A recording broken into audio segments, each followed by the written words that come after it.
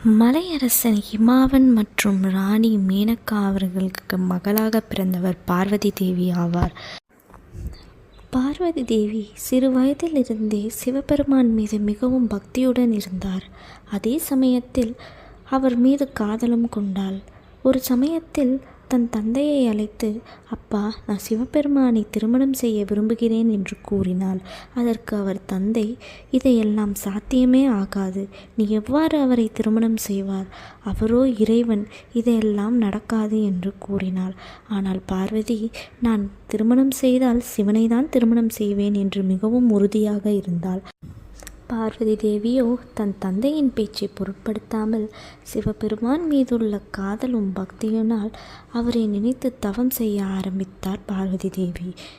கடும் தவத்தில் இருந்த பார்வதியை கண்ட சிவபெருமான் அவருக்கு காட்சி தருவதற்காக சிவபெருமான் தோன்றினார்.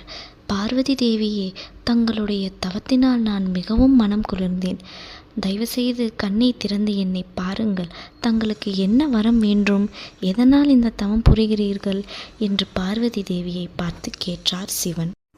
அதற்கு பார்வதி தேவியோ தன் மனதில் உள்ள விருப்பத்தை கூறினாள். ஐயனே, நான் உங்களை பக்தியுடனும் காதலுடன் மனதில் நினைத்து கொண்டிருக்கிறேன்.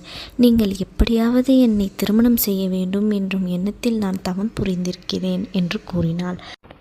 அதை கேட்ட சிவபெருமான், இந்த விருப்பத்தை என்னால் நடத்தி வைக்க முடியாது தேவி, தாங்கள் வேறொரு விருப்பத்தை கூறுங்கள், நான் உங்களுக்கு அதை அளிக்கின்றேன் என்று பார்வதியுடன் கூறினார். ஆனால் பார்வதி தேவியோ, நான் உங்களை தான் திருமணம் செய்வேன் என்று பிடிவாதமாக இருந்தாள். சிவபெருமானோ தேவியின் பக்தியை சோதிக்க மிகுந்த இன்னல்களை கொடுத்தார். ஆனால் தேவியோ தன் தவத்திலிருந்து கலையவில்லை.